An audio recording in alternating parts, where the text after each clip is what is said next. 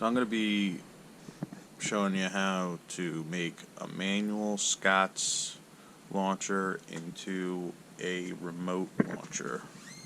If you look at the side here, we're going to drill two 3/4 inch holes, one on the bottom, one on the top. Top one you might have to open it up a little more for the switch, but a 3/4 inch hole for the door lock actuator fits great. Just put it through here like that. Make sure it moves. Right, so after you got the holes drilled in, you're gonna use a 6/32 drill bit, line up the actuator the way you want it. Drill two holes through the back.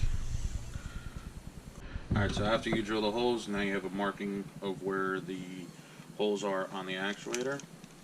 I like to use these two little metal sheet screws. Screw those in.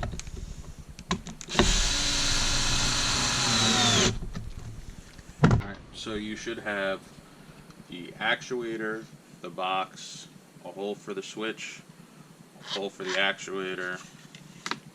Drill the two holes through here so that you have a marking point to put two screws, so that this way the actuator is attached to the box. This is important because you don't want the actuator moving inside the box.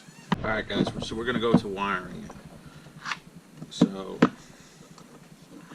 you got your battery pack. I choose the one with the 8 batteries because it equals 12 volts. It's just a little stronger, just in case the hinge or whatever gets hooked up or tied up. So you're going to want to put the positive lead to one of the prongs on the switch. I use a 2-prong switch because there's no lights or anything to kill the battery with, and it's just a lot easier. Then you're going to have another red wire. I soldered a jumper to it, but you could just twist a jumper on. This is some old cable that goes to the signal things on my garage door opener. You can use any thin piece of wire that you have, and you don't need to solder it, you could just twist it. So this hooks up to the other side of the switch like this. Alright, so right now you should have the actuator in, screwed in. You should have the switch, the red going with the jumper, and the other red going to the battery box. You're going to read on the bottom, you know, one says NC, common, NO. You're going to have in with a negative and in with a positive. So you're going to put this one in the common. So that's going to go in the common. That's the jumper to the red wire from the switch. Then this red wire is going to go into the in positive. So that goes into in positive. Alright. The next thing is your actuator. So one of your actuators, which is the green one, because you want it to pull in. If you wanted it to push out, it would be opposite. But the green is going to go into the NO position, which is right here in between. So this is the NO position here.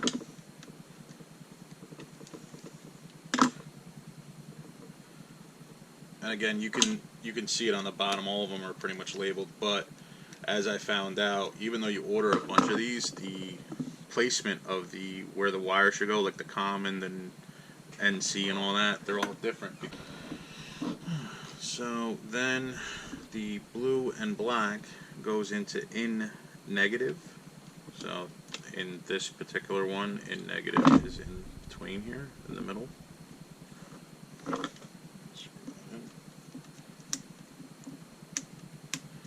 Alright, so if your battery box has a switch, make sure the battery switch is on. Then turn this other switch on. You should see a green light. Yeah, I put this one, you could program it by you tap that black button once, just tap it, and then you could program it to whatever button you want. I have 2 other of these, so this one's going to be C, and I'll actually draw a big C on this box so that I know which one's which. and you just test it, make sure that it's working right. That's what you want. Some of these things have different modes, and to go through the modes there's instructions. This one I bought on Amazon, they had instructions on the actual modes. It's basically you just hold this button down until it cycles. You'll see a red blinking light and it'll cycle through. When I first got this one, it was on toggle, which held this thing in until I released the button. I like it on jog mode, which is, you know, after you press it, it lets, and after you let go, it lets go. It's all your prerogative. It's all the same thing. As long as you got this thing going back, that's all you really need. Make sure the wiring's right. So you actually want to just cut, I don't know why they do this, but I cut the little piece of plastic out that's in front of the wires so that you can fit this in the box real nice. Another trick is, guys, to take this antenna wire. It's rolled up in here. Unroll it. It literally doubles your distance. You can pretty much set this off at 60 yards. I don't know, maybe even further. I only used it about 50 or 60 yards. With this coiled in, it only really works for like 20 or 30 yards. But this antenna wire coiled out, it doubles the distance. So I drill a little hole on the side here. So I just cut it out with some crimps and then snap the box in place. Feed the wire. I made a little, I think it was like a 3/64 hole or something like that through here. Make the wire stick out. See, just like that. And then, you know, you can pack these wires up however you want. I lay this thing flat. There's no real point in securing that like the actuator. And then the battery pack will go on top because, you know, the cover is raised. It's got a little room inside here, so you'll be able to cover it. Alright, so the next thing we'll do, now that you got everything wired up and you know that it's working, we're going to put the battery pack cover on, we're going to put the battery inside, we're going to screw this box up, and then we're going to actually attach the box to the cage. As you're sizing this thing up, what you want to do is you put the trap in the ready position, kind of line up this hole here, you know, you can twist this, just line up this hole. There's a little rail on the bottom here that I like to sit the box on, and you just kind of line it up to where it's in the ready position so that you know when you go to pull this thing back that it'll pop open. So, you know, ours is going to be right about there. Now, as far as how you connect it to there, this trap for some reason does come with like an extra bolt going on the side. It's actually placed right here. I'm guessing from when it's for when you manually pull the rope that this thing doesn't go all the way down. But I kind of pull it out. I'll drill my own holes through here, through the box, and stick this bolt through the other side, and you know it'll hold the box in through there. I'll usually put 2 of those, and it'll hold it. You know, you want to make sure this is secure to the box because obviously there's a lot of tension and a lot of jostling around when you do it. I like to use these bolts, and then I use like another one of like random bolts that I have in a drawer somewhere, kind of like this or something like that. I'm kind of want to put a washer with it too. Alright, so the next time you'll see it, it'll be attached. Alright guys, so you want to put 2 bolts through this cage, same thing where this bolt is. So I put 2 bolts, put a washer on each side, washer on each side. Then all you want to do, I had to take the antenna out. And all you want to do is just slip this through. Okay? Slip this through. Have this antenna hanging out. It doesn't matter if it's up or down. Sometimes I like to put a little bit of hot glue or, you know, gasket maker, whatever I got, you know, just in that little hole, just so that stuff doesn't go in there. But it's such a little hole, it wouldn't really matter. But this is really an important step, guys. Make sure that the wire is out because it does increase your signal. After you box everything up, I put a little screw in there.